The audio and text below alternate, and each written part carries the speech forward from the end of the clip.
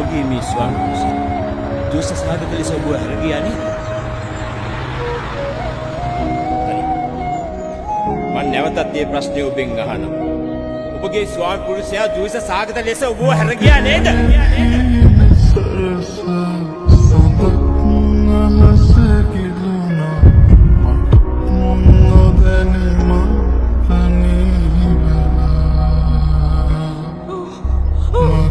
Oh